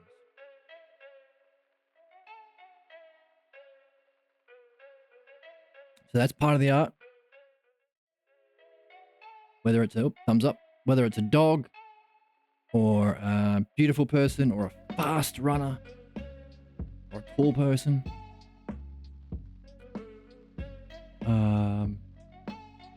Abundant and plentiful are in between, most certainly. So he's using a lot of analogies, but we have to keep in mind our question. What's this got to do with hating the logos? Without it, is there an art where we'll be able to trust where someone is at and stuck? The two extremes. What's their problem and where are they at? So we can play the logos with them, trust them with the logos, think of them as a friend, relate with it. Oh, human relations. That reminds us of something. How is Socrates relating to them? All the way through, he's relating through the dialectic, using the logos directed towards being.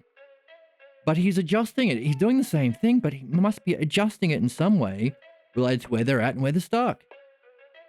Before he began, hey, where you at, Simius? Or where you stuck?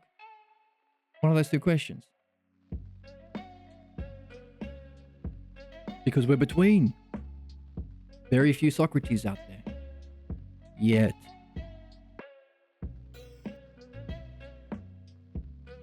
Maybe soon. Okay, so our question that we're holding as we go through is, how would this apply to hating the logos like human beings? Oh, we've gone from logos to human beings, and human beings to height and fastness and attractiveness and black or whiteness and dogs. Socrates, do you think that it is not the case that if a contest of worthlessness were established, that also the winners were very few? Right?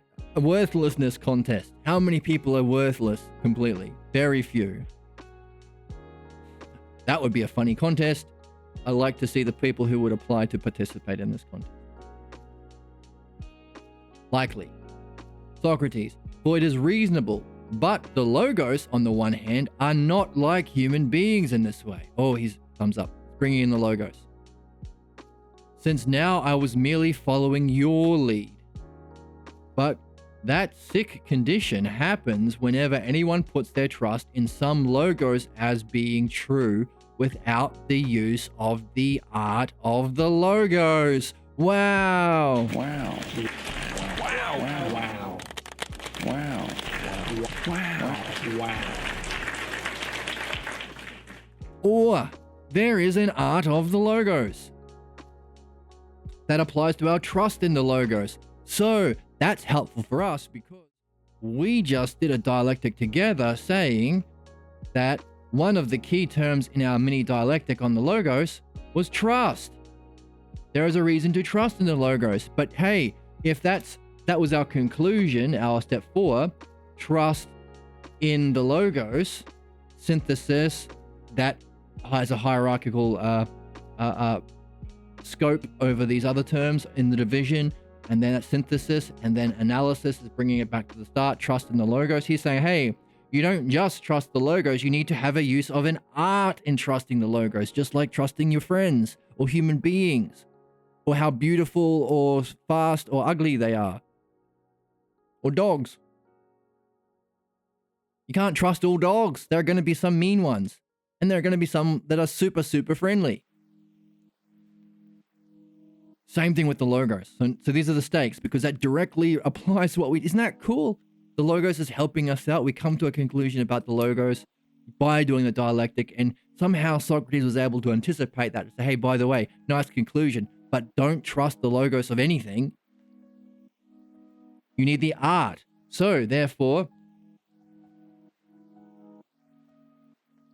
we have our conclusion from here. Let's do it here. For synthesis, analysis. Let's just, let's write it out.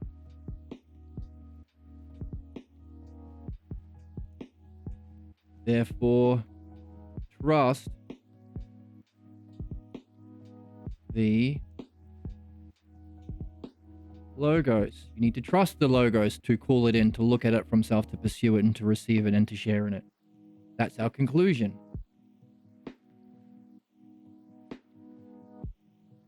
But, Socrates says, that's nice, but,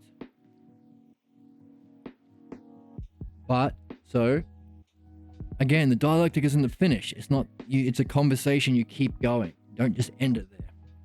Leaning.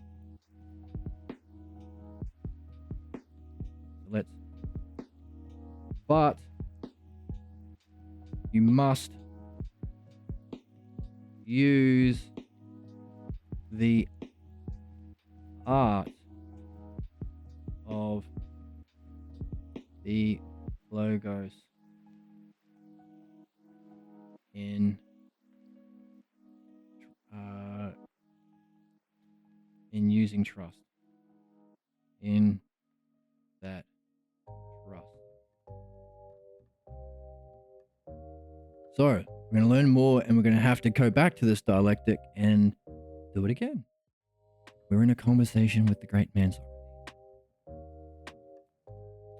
without the use of the art of the logos. So you don't trust in the logos. The sick condition is if you just trust everybody, the logos of everybody. Don't just trust any dummy on TV. And we've been taught one of the themes is, what is philosophy, what isn't it? Philosophy is the most important thing, and we're seeing why, but it's also the most corrupted and misinterpreted thing, and misrepresented thing. Same thing with spirituality. How many evangelists are fleecing the followers? How many cult leaders abuse their followers? How many politicians claim to be supporting the working class? That's the whole American Republican Party right now. They're specifically against the working class by claiming recently, oh, we're the working class party. Of course you're not. News networks run by the same people, lying to us. Don't just trust. And we see like the big problem, especially older people who didn't grow up with the internet and don't realize that the world in capitalism is full of con artists, liars, and scammers. So they trust the logos. They trust the logos of news presenters, of television. It's shocking whenever I turn on the TV and I see, God, it's just freaking awful lies. The exact opposite of the truth over and over. I turn on a podcast that I like to listen to, and the ads are all lies. The tax cuts are actually helping everyone. They're not. They're helping the super, super rich get even richer, and wealth inequality to get worse. Giving $5 to a poor person and $1 billion to a rich person doesn't help the poor person. They are now, what, $999,995 worse, more unequal. Money is relative.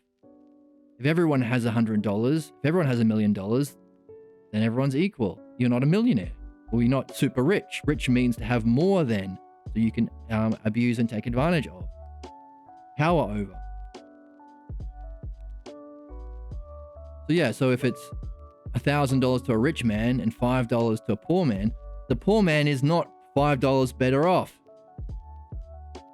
He's $995 worse off because that's the level of inequality. Wealth is relative. But I turn on a podcast, the tax cuts are helping everybody. Lies. Of course, that's something we need to help with. Therefore, we would have to help everybody learn the art of the logos. And therefore, learning the art of the logos, we can take with us into our professions. We make laws. You shouldn't be able to lie to people on the news or on advertising or on TV. Shouldn't. It's harmful. It hurts people and the planet. And you can manipulate people to act against their own best interests. And you're going to be hurting your own soul. It's lose, lose, lose. If we understand that, and it would be a just law. Everyone would benefit. But we have to learn the art of the logos. So we're seeing more and more of the stakes. So, of course, I'm using society because it's important. We all live in a society. And humanity is worth improving for the quality of life for all of us. And our place within the greater scheme, what's the purpose of humanity itself, if it's worth saving or not. But also for us. So it's sort of a metaphor, has its own significance, but also it's a metaphor for the soul. That's the most important thing. It may or may not take. Maybe only a handful of people watch this channel, and maybe a handful of people wake up to the art of the logos. That's okay, because we can benefit. So it's kind of an analogy. Just as we can help society, we can help ourselves. And the sick condition of society is also within the soul. The sick condition that our translator called the pathologos happens when we do not use the art of the logos and then we trust the logos of just anyone. Especially when we're told we should trust him. Oh, you can trust him. He's your pastor. He's a priest. Oh, he's a man of God. He's your teacher. Oh, he's your parent. You always trust your parents. It's one of the 10 commandments. Lies, lies, lies, lies. Bullshit upon bullshit. No, of course not. Just because you're told something should be the way it is doesn't make it true. Except for yours. If any of that triggered something, oh no, but my pastor, oh no, but my family, oh but my parents, oh but my teacher, then I don't mean yours. Just so you know. Everybody else's though. Just because they have that title or they were born in that position doesn't make everything they say true and trustworthy. Because everyone is in between.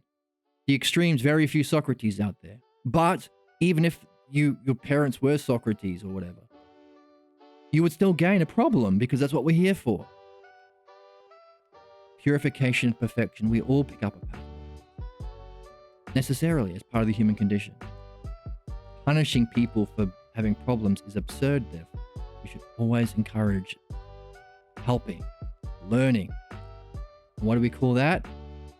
Well, now, because we're reading the text, we have a name for it. The art of the logos. That's what we should be doing at all times. So, if we don't use the art of the logos, you would shortly afterward believe self to be false. Thus, on the one hand, by being so at times, whereas at other times not being so. So some things people will say is false, sometimes they might hit the mark. And so on with another and another case. And even more so with those who spend their time contradicting the logos. And in the end, they believe they have become most wise, and that they alone have thoroughly understood that there neither exists any soundness or stability among the realities, nor any logos, but all that exists with any rules of an art, just as it were in the tide of the European straits, churning up and down, in no way resting for any time at all. This is a big one. He said, okay, now we recognize that this with people being trustworthy, We recognize it with the logos, but now let's go to the big problem. People who are debaters, politicians, con artists, like mega evangelists who spend their whole time contradicting the logos. Just believe, have faith, says a preacher. Just have hope in the politicians, or just keep doing the same thing, says the politicians. There is no logos. There is no what? Rules. Rules of art or paradigm. You can't know the realities. It's all opinion. There is no stability of the realities, nor the logos. There is no ultimate reality. There is no truth. There is no understanding. And how do they think they're wise, and they're the ones who understood. Why? Because they're good debaters. Academic philosophy has that problem as well. Academic psychology does. In fact, you name it, give it a title. They don't know the paradigm, but they think they're clever because they can contradict it. Oh yeah, but what about this? Oh yeah, but I can't trust that because I'm going to attack you personally. Oh, but what about this contradiction? It's much easier to shoot things down than it is to understand the truth. And that's what you learn in debate class, how to, because in debate, the whole principle is, doesn't matter what's right or wrong. It's about winning.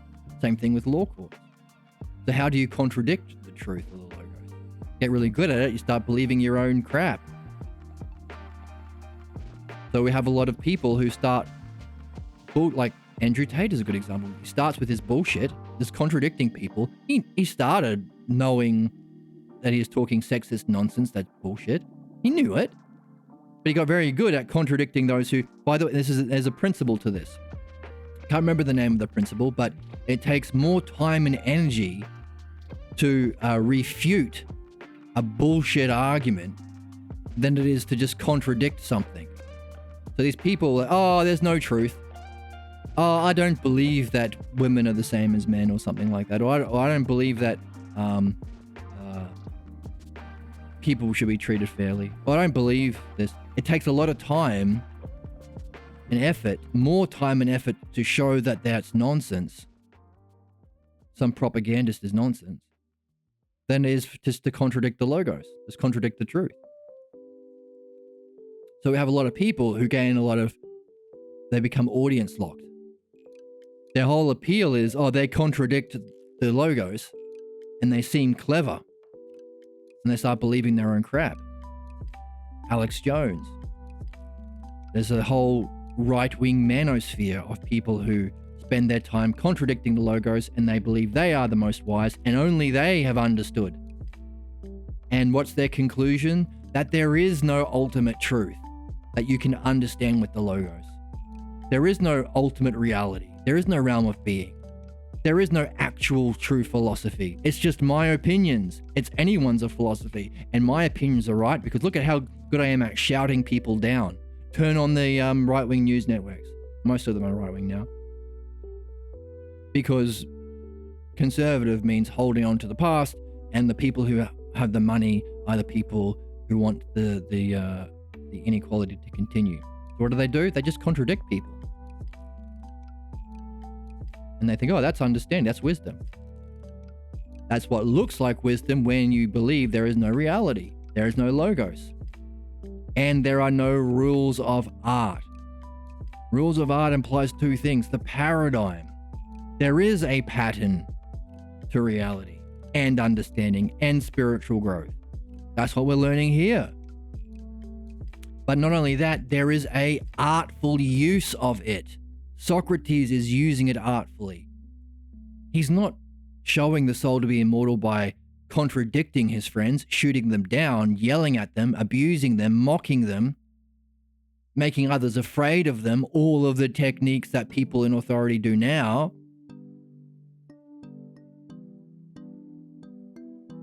He's not doing that. He's helping them through the use of the rules of the dialectic. He's using it. So there is a paradigm that we're discovering, and there is a use of it called art. And if you don't use it, you end up with this sick condition, the pathologos, believing that reality or the logos or any actual health or excellence or sanity of mind, to believe all of those things don't exist. That's the thing Socrates is warning us about. That's the biggest problem. And what's that a consequence of? Not having the art of logos. From day one, you have to believe your parents and teachers and family and culture. You have to, because you don't have the logos yet. And you're dependent on them as a baby. But your first thing you should start learning at school, according to Socrates, is the art of the logos, so that we don't get this terrible, most sick condition that humans, to hate the logos, and to think that there is no reality. This is our word of sanity. There is no sanity. There is no logos. And they think that they spend their time contradicting the logos. I know teachers like that. They know they don't know crap about whatever subject they're teaching, but they go around undermining the confidence in the students, contradicting them. Oh, you think that? Oh, what about this? Because they get a paycheck. They need to pretend to be wise. They believe they are most wise. Look at every Fox or right-wing or conservative pundit. They realize all they got to do is shoot down or shout over people and contradict them. And they contradict themselves, of course, because they don't know the logos. But they believe, oh, I've become most wise. Look at how wise I am. And then they get... So long as they shoot down the logos, they shoot down the public's way of learning and purifying and understanding, maintains the status quo, the extreme inequality and injustice that benefits the rich people who own the news networks, so long as they only spend their time contradicting the logos and believing their own bullcrap, believing they are wise and they are the ones who have thoroughly understood, then they're serving the interest of the those that benefit short-term from the inequality. So they get their positions, they become famous, they become rich. That's our world.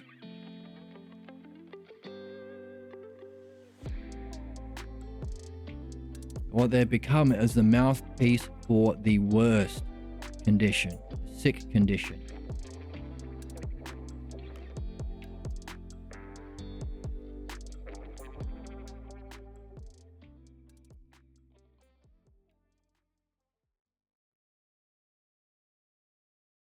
A certain mental condition.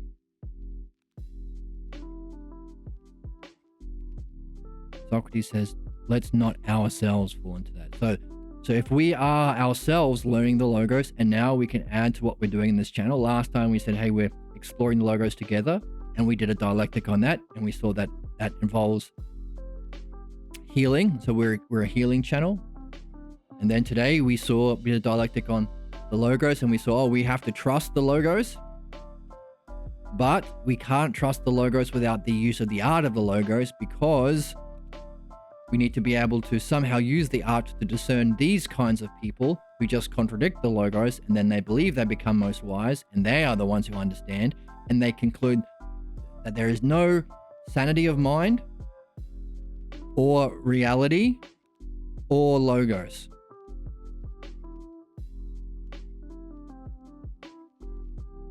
The very things that we need. So we talked about the what is the ideal or archetype of what would be the ultimate action hero movie. And we saw these would be the biggest stakes. And Socrates is upping the stakes. Not only where you're at in doubt and distrust of the logos, keep going. The anti-logos, the contradiction of the logos, that's even worse. Not only are you like in doubt because you don't know whether to trust yourself, the logos, and reality, these people are actively against self, reality, and the logos.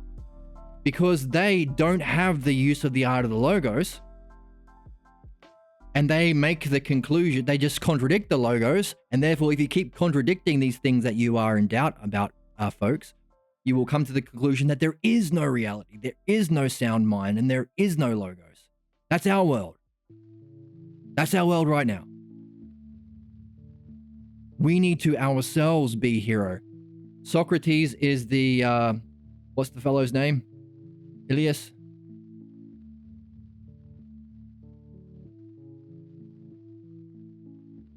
So he wants us to be Hercules.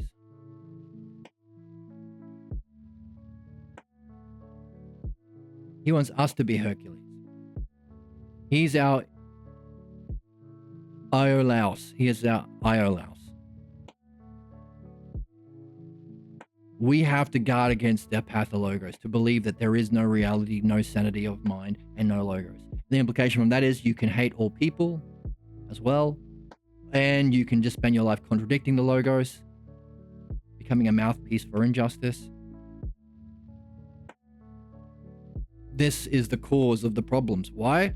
Well, we've been seeing that the logos is that which helps, which is needed to solve problems, individually, spiritually, and collectively. By definition, it's the rules of the art. If there is an art of spirituality, if there is an art of understanding, dianoia, if there is an art of philosophy. So these are the biggest stakes. He said not only is it losing it, but to have people who are actively against it. So it's not an apathy towards it or a distrust towards it. It's an hatred of it. Hate the logos, hate human beings, hate this talk of philosophy about realities. No, I don't talk about reality. I've been taught to hate that. That's what we see in the pathologos. It's an active hatred and not just distrust, but a hatred against the use of the logos, against the assertion that there is a higher dimension to reality. The hatred against understanding that humans are in nature divine and noble. But they're somewhere between their problem and excellence. All of us are somewhere in the middle part. Whether it's academic philosophy who don't like that because they spend their time contradicting people who say this, psychology who like to have their own ideas, an eclectic tradition at the moment. They don't have the rules of the art. Whether it's politicians or pundits, whether it's capitalists, all of us.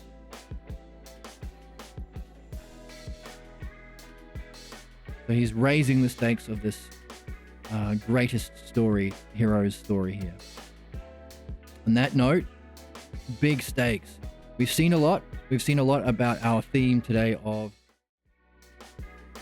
what would be the ultimate action hero.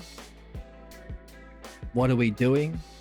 We're learning the art so that we can trust the logos properly and not fall into that negative condition. Our question is, what is this art and how do we use it? And in terms of the ultimate hero's journey or the ultimate hero story, we've got big stakes now. So on that bombshell and on that, what's the word? Teaser.